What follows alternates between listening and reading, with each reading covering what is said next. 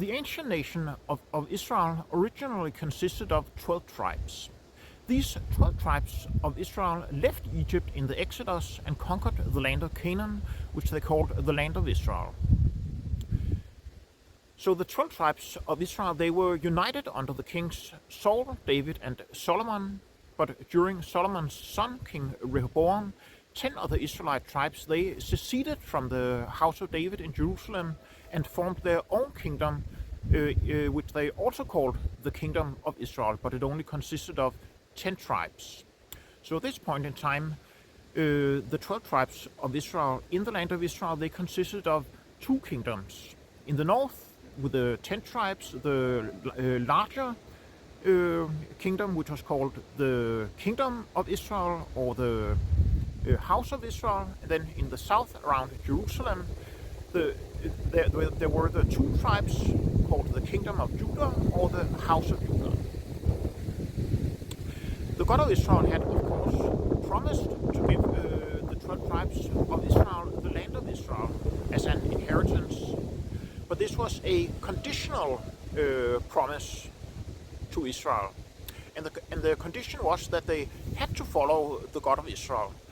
So if the Israelites stopped following the God of Israel, or if they served pagan gods, then the God of Israel would remove the Israelites out of the land of Israel.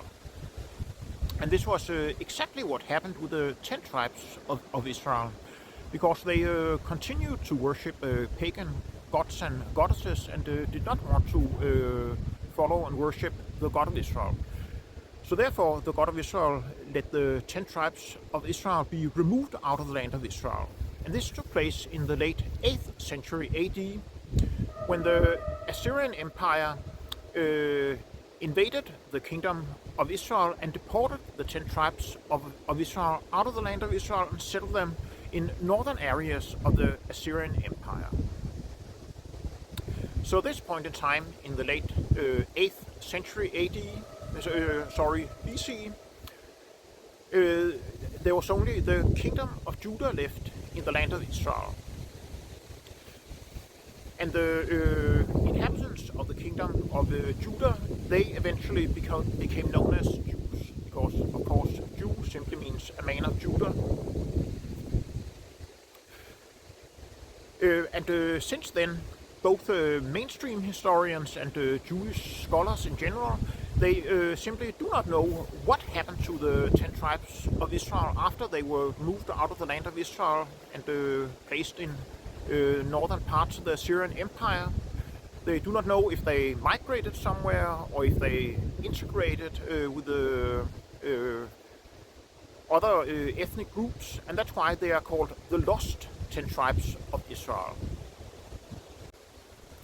So in this video we are going to talk about ancient Jewish texts and what they say about the 10 tribes of Israel. And to summarize it, they all say that the 10 tribes of Israel are not a part of the Jewish people, but they are somewhere else. And you don't have to take my word for it, because in this video we're going to bring you the exact quotes so you can judge for yourselves.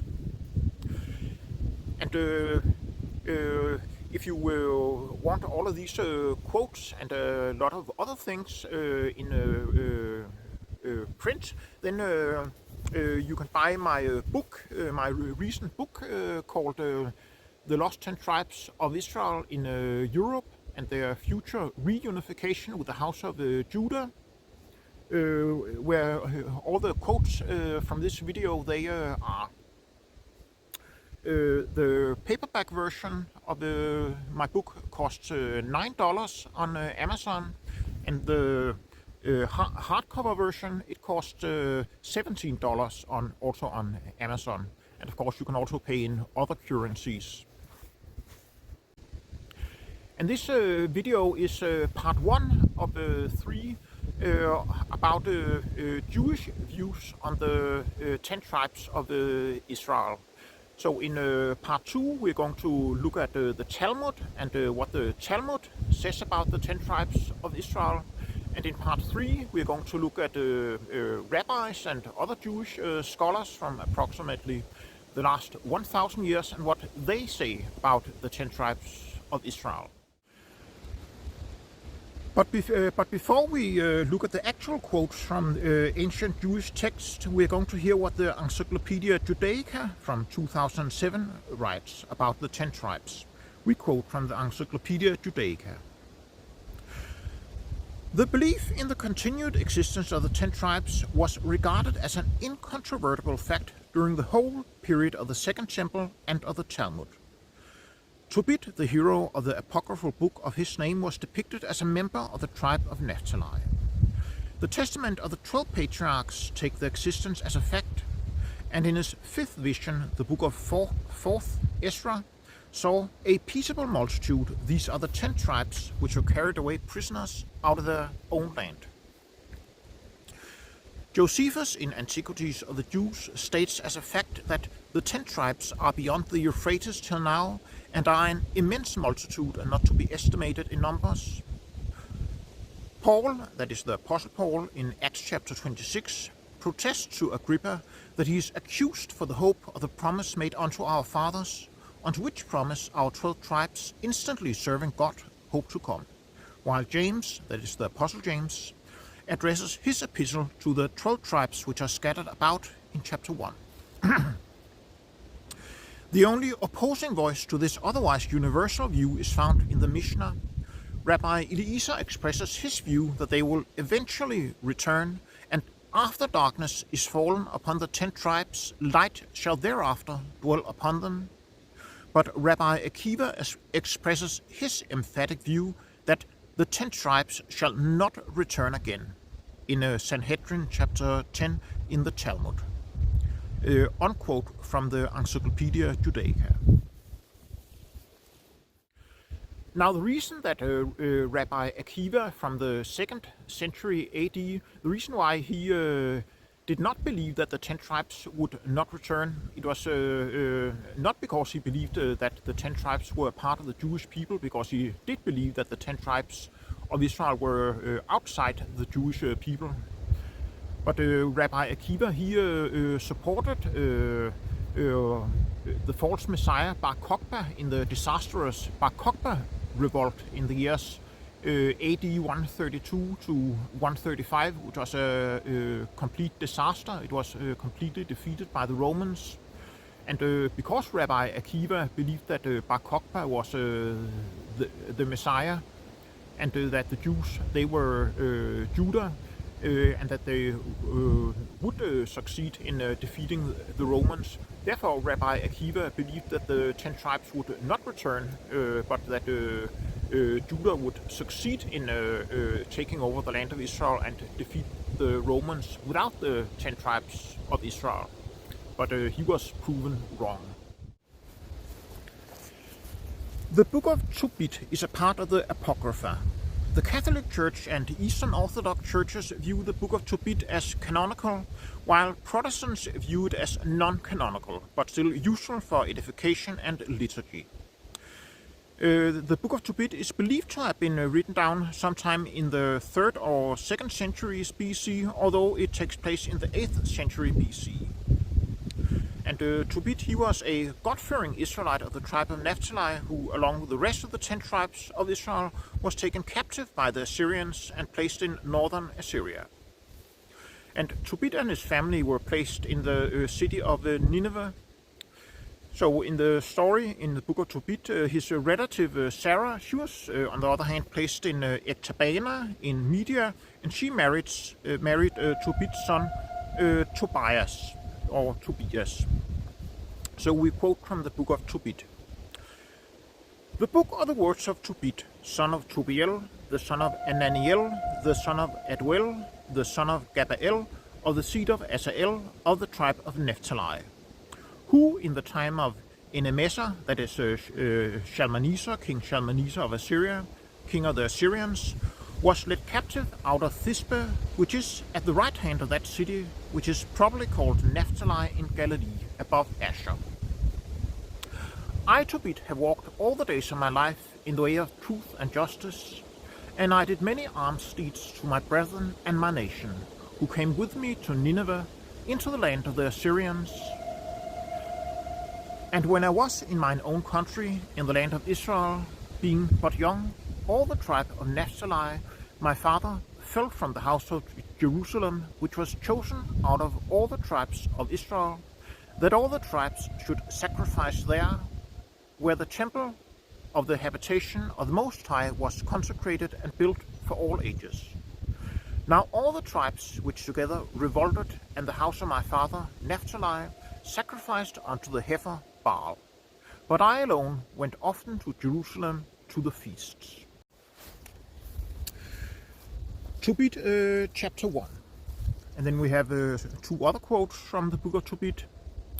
And I went into Media and left in trust with Gabael, the brother of Gabrias, at Rages, a city of Media, 10 talents of silver. And it came to pass the same day that in Ectabana, a city of Media, Sarah, the daughter of Raguel, was also reproached by her father's mates. Unquote from the Book of Tobit, that was from chapter 2 and chapter 3. So whether the Book of Tobit is based on older information and only written down in the 3rd or 2nd centuries BC, or if it is a fictional story written down in the 3rd or 2nd century BC, it does show that the Jews of the 3rd and 2nd centuries BC, that they took it for granted that the 10 tribes of Israel were far away, and that the 10 tribes of Israel were not a part of the Jewish people. Flavius Josephus was a leader in the Jewish rebellion against Rome AD 66 to 73. That was the former rebellion, the one before the Bar Kokhba revolt. But Josephus, he surrendered and became a historian.